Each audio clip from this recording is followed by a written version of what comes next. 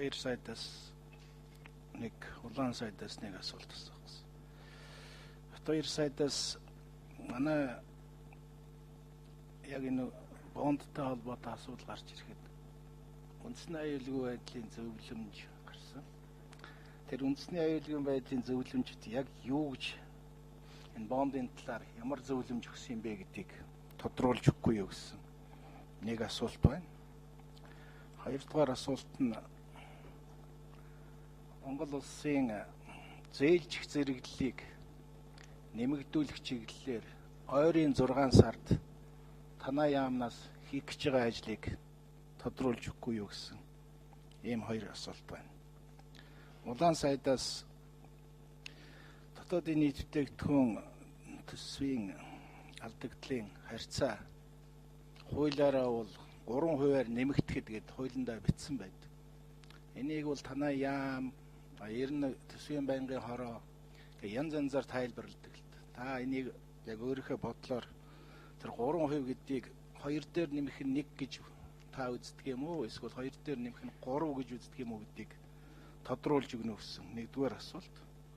Хоёрдугаарх нь хөгжлийн банк анх байгуулагдахдаа энэ санхүү эдийн засгийн яам, сангийн яам, санхүү хөгжлийн яам салахаас өмнө анх байгуулагдчихсан. Одоо бол хөгжлийн банк ерөнхийдөө банкны Монгол улсын банкны системийн бүрэлдэхүүн хэсэг биш байгаа, гадуур нь байгаа. Хөгжлийн банкны системийн гадуур байгаа цагт бол энэ бол их өндөр эрсдэл дагуулж явж байгаа. Тийм учраас цаашдаа сангийн яамны зүгээс хөгжлийн банкыг банкны системийн нэг хэсэг байх нь зүйтэй юу үгүй юу гэдэг тал дээр ямар байр суурьтай байдаг вэ гэсэн асуулт байна. Баярлалаа. Батбаяр сайд, дараа нь улаан сайд. За, дэврэлт гишүүний асуулт хариулъя. Үндэсний аюулгүй байдлын зөвлөлөөс зөвлөж авсан. Тэгж харахтаа улсын их хурлын гаргасан 52 дугаар бонд гаргахад гаргасан 52 дугаар тогтоолын зөвлөлт даалтуудыг дагаж мөрдөхийг зөвлөсөн байж байгаа. Тэгээд дээр нь үйлдвэрлэлийн чиглэлтэй энэ төслүүдийг хэрэгжүүлэхтэй холбогдуулаад $1 төслийг санхүүж ирэхдээ төслийн 3.1-ийг чиглэс бондод санхүүжүүлээд 3.2-ыг нь одоо өөрсдийнхний хүсэл санхүүжлэх энэ зарчмыг барьж ирсэн чиглэлсэн байж байгаа. Энэ дагуу бид нар энэ үйлдвэрлэлийн чиглэлтэй төслүүдээр энэ чиглэлийн дагуу ажиллаж байгаа гэдгийг хэлхийг хүсэж байна. Өөрөөр хэлбэл энэ зөвлөмжийг бид нар дагаж мөрдөж байгаа гэж. Зээлжих зэрэглэлийн хувьд эдгээр энэ манай нөгөө талд сууж байгаа улсууд ингэж яриад манай зээлжих зэрэглэл буурсан гэж яриад байгаа. Зээлжих зэрэглэл өнгөрсөн дэвшиглийн хугацаанд буураагүй, хандлаганд өөрчлөлт орсон. Хандлага гэдэг нь эерэг доктортой сөрөг гэж байдаг.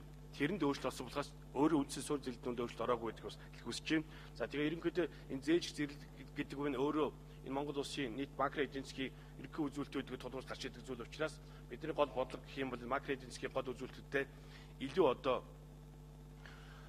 дэвшилттэй зөв болох тал руу ажиллаж ирсэн. Энэний үр дүн одоо энэ 19-ний 31-ний одоо балансаар гарч ирнэ. Тэгээд бидний үзэж байгаагаар ямар ч Монгол улсын эдийн засгийн өсөлт бол 13 онд Монгол улсын түүхэд 3 дахь жилдээ дараалан 2 оронтой тоонд гарах нэ. Энэ маань юу гэсэн үг гэх юм бол Монгол улс эдийн засгийнхаа өсөлтийнхаа хуваараа дэлхийд тэргүүлэх улсын тоонд хэвээрээ авдаг нэг зүйл гэж. Хоёрдугаарт төсвийн алдагдлын хувьд гэж аваад үзэх юм бол өнгөрсөн жил буюу 12 онд бол төсвийн алдагдал урд хожид байгаа өндөр гарсан. Төсвийн алдагдал. Тэгээ ямар энэ сонгуулийн жил байсан бид нар засгийн ажлыг 8 сард хүлээж авсан байж байгаа шүү дээ. Тэгэхээр бас хариуцлага яаж хуваагдах вэ гэдгийг тоонос анзаарч байгаа. Өөрөөр хожиг баягын өндөр хос хасмууд энэ жилийн бид нар явуулсан бодлогын үр дүнд бол төсвийн алдагдлал төлөвлөсөн хэмжээнд хүч очих тийм орчин бүрдүүлэх талаар ажиллаж байна. Энэ дүн одоо гарнаа. Дараа нь гэх юм бол инфляцийн хувийн жинхэнэ хувьд гэх инфляц өнгөрсөн жилд бол 14% байсан 12 онд. Энэ жил гэх юм бол инфляцийн хувийн жин бол өнгөрсөн жилийнхаас бол 3 пунктээр доогуур гарах төлөвтэй байна. За дараагийн хувьд ханшийн хувьд явд үзэх юм бол энэ жилийн 13 оны хамгийн одоо бидний санаа зовоосон асуудал үнэхээр ханш байсан.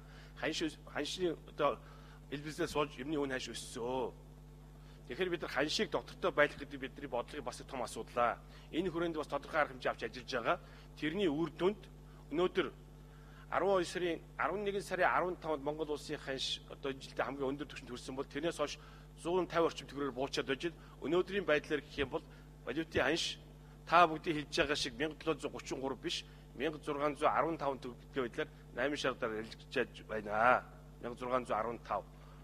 Тийм байна. Тийм учраас энэ валютын ханшууд буух гэж байгаа үед та нар тэгээд амны вирус ачтын бичээ буруу бичээд болил л доо. За дараагийн асуудал. Тийм маягаар бид нар тийм үү бодитын ажлуудыг хийгээ явж ид хөрөнгө оруулалтыг нэмэгдүүлж ин тэр утгаараа экспортыг дэмжих, импортыг орлох хөтөлбөр засгийн газар гаргасан байж байгаа. Тэрнтэйгээ холбоотуулаад цаашид одоо боодын үлдэгд болоод цаашид одоо гарах бас өмдөө хамгийн гол энэ үйлдвэрийг дэмжихтэй явуулъя, хувийн хвшигтэй дэмжихтэй явуулж хэлж байгаа. Ирэх жилийг бол энэ жилийнхээс илүү бүтээн байгуулах жил болгоё. Тэг тусаа төмөр замдаар ачбал өгч байгаа. Яг экспортыг дэмжээл гэх юм бол төмөр зам бүтээн байгуулалт хэрэгтэй. Төмөр замаа бид нар байгуулж яаж энэ Монгол улсын эдийн засгийг босож чадна. Тэгэхээр хүмүүс ирэх жил бид нар төмөр замын асуудлыг тэрүүн жил тавьсан жил болно. Энэ утгаар засгийн газар ойрын үед холбогдох сандруудыг их хурлд орж шийдвэрлэх гэсэн бодол. Улаан сайд хариулъя. За баярлалаа. Дэмбэрэл гишүүний асуултанд хариулъя.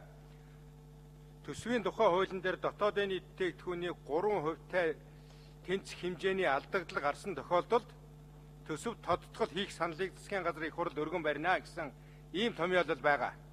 За энэ томьёолыг би ойлгохдоо бол төсвийн алдагдлын төлөвлөгдсөн хэмжээнд дээр нэмэх нь 3 гэсэн ийм томьёолоор ойлгож байгаа юм. Тэгэхээр хэрвээ одоо төсөв алдагдaltaгүй буюу тэг хувийн алдагдaltaй батлагдсан бол 3% алдагдaltaй байх нөхцөлд тодтгол хийн.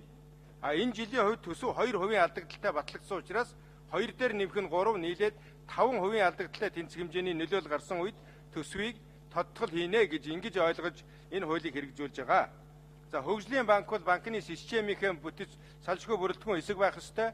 Хөгжлийн банкар дамжин санхүүжигдэж байгаа төсөл арга хэмжээний зарцуултыг улсын төсвийн зарлага талд суулгах, улсын өрийн одоо тооцоонд тусгах тал дээр одоо бид нар одоо санал тусгаж оруулж ирж байгаа. Алстай энэ нь төсөөрөө дамжиж явах нь зүйтэй гэсэн ийм саналтай байдаг. Баярлалаа.